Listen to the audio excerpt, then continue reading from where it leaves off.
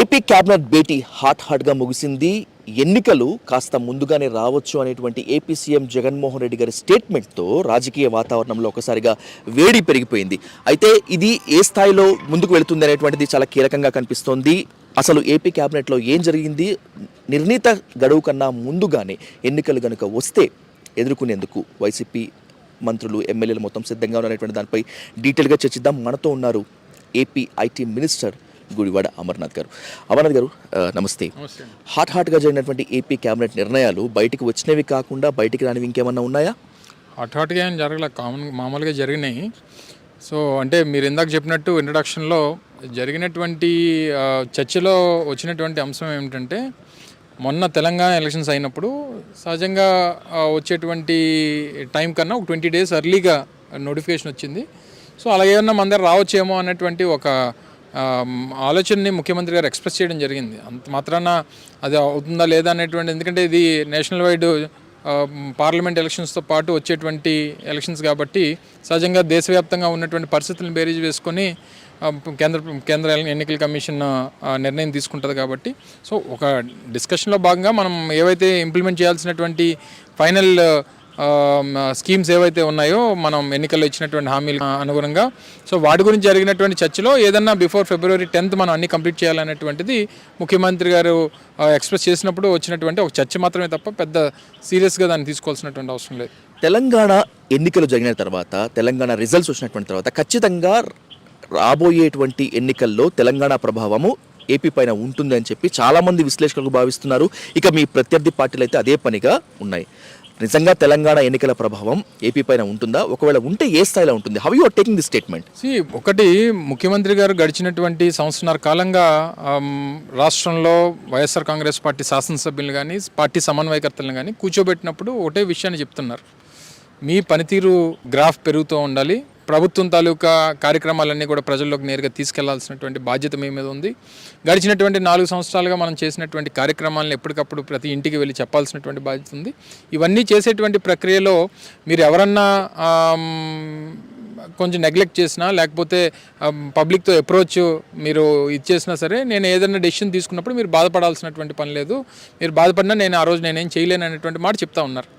So సహజంగా మొన్న జరిగినటువంటి తెలంగాణ ఎన్నికల తర్వాత వచ్చినటువంటి ఫలితాలు, అక్కడ ఉన్నటువంటి ప్రభుత్వానికి పడిపోవడం, లేకపోతే కొత్త ప్రభుత్వం ఏర్పాటవడం, దాంతో ఏంటంటే అక్కడ జరిగినటువంటి పరిస్థితులను బేరీజ్ వేసుకొని ఇక్కడ మనం నిర్ణయాలు తీసుకుంటున్నాం అనేటువంటి అభిప్రాయాన్ని చాలామంది విశ్లేషకులు ఎక్స్ప్రెస్ చేస్తూ ఉన్నారు. కానీ ముఖ్యమంత్రి గారు సంవత్సరాల నుంచి చెప్తున్నారు, అప్పటికి తెలంగాణ ఎన్నికలు జరగలేదే, అప్పటికి ఇలా జరుగుతుందని చెప్పి ఎవరు ఊహించడం కదా.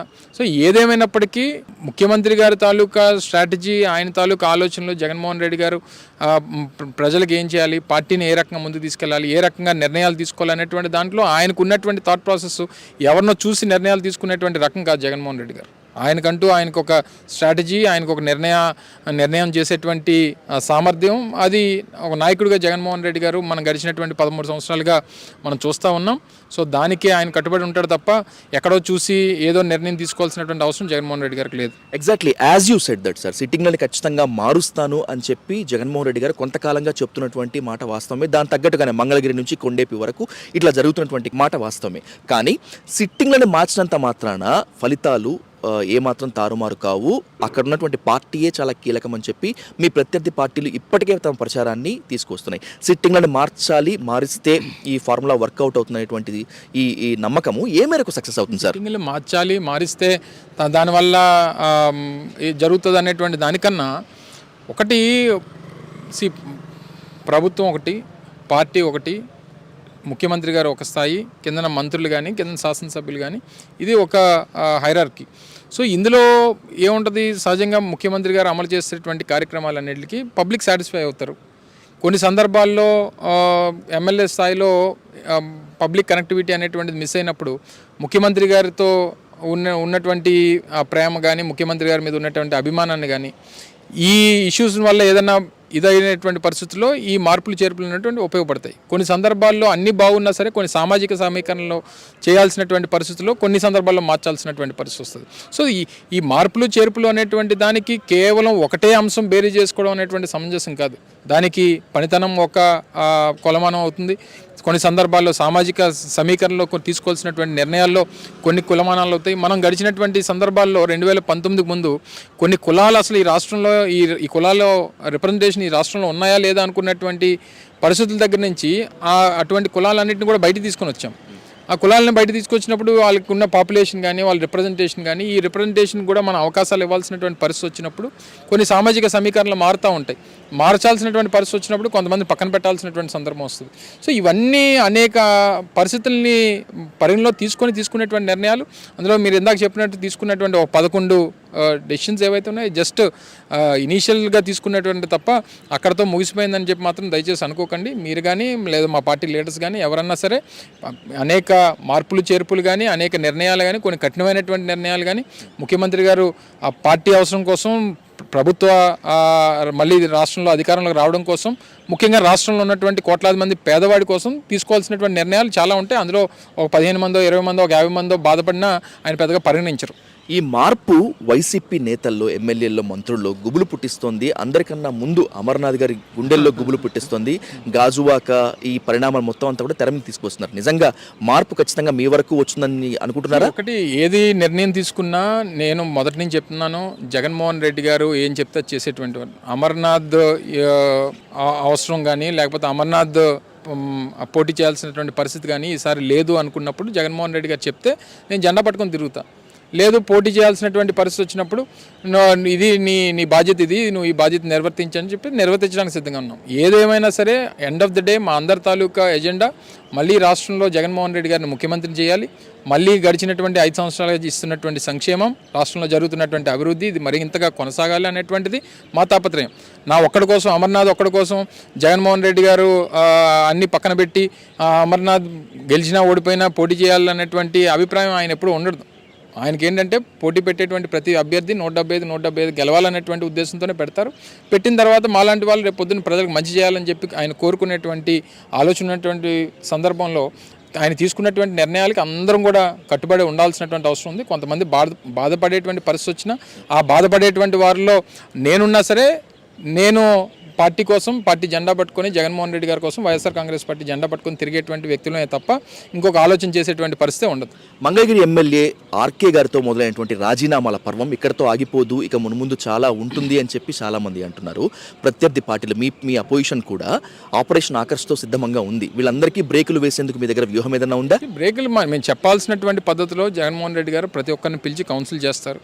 ఒకవేళ ఏదైనా నిర్ణయం తీసుకోవాల్సినటువంటి పరిస్థితి వచ్చినప్పుడు పిలిచి ఇదిగో ఇది పరిస్థితి ఉంది, ఈ రకంగా ఉంది, కొంచెం ఈసారికి వెయిట్ చేయండి అనో లేకపోతే మళ్ళీ రేపు అధికారంలోకి వచ్చిన తర్వాత పలానా బాధ్యత మీకు అప్పచెప్తాను అన్నటువంటి ఒక తండ్రిలా కుటుంబ సభ్యులందరినీ ఏ రకంగా చేరదీసి చెప్పేటువంటి కార్యక్రమం ఒక కుటుంబ సభ్యుడు ఎలా చేస్తారో ఆ రకంగా చేస్తారు.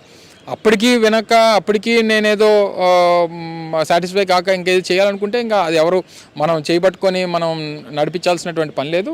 అటువంటి నిర్ణయాలు తీసుకునే ఇది ఒక రాజకీయ పార్టీ మీకు తెలియదే ఉంది. కొంతమంది వస్తుంటారు, కొంతమంది వెళ్తుంటారు, కొంతమంది బాధపడుతుంటారు. ఇవన్నీ జరుగుతున్నటువంటి క్రమంలో మేము చేయాల్సినటువంటి బాధ్యత ముఖ్యమంత్రిగా ఆయన తీసుకోవాల్సినటువంటి నిర్ణయాలు, ఆయన బుజ్జగించాల్సినటువంటి కార్యక్రమాలు ఆయన చేస్తుంటారు. అప్పటికి కూడా అది మించిపోయింది అనుకోండి, మనం ఆయన్ని పెట్టుకొని వేలాడాల్సినటువంటి అవసరం లేదనేటువంటి మా అభిప్రాయం. టు ద లాస్ట్ అమర్నాథ్ గారు, యువగళం పేరుతో నారా లోకేష్ ప్రజల్లోకి వచ్చేశారు. మరి ఇంకొంత యాత్రతోనో ప్రజలతో మమేకమయ్యేందుకు చంద్రబాబు నాయుడు గారు సిద్ధమయ్యారు.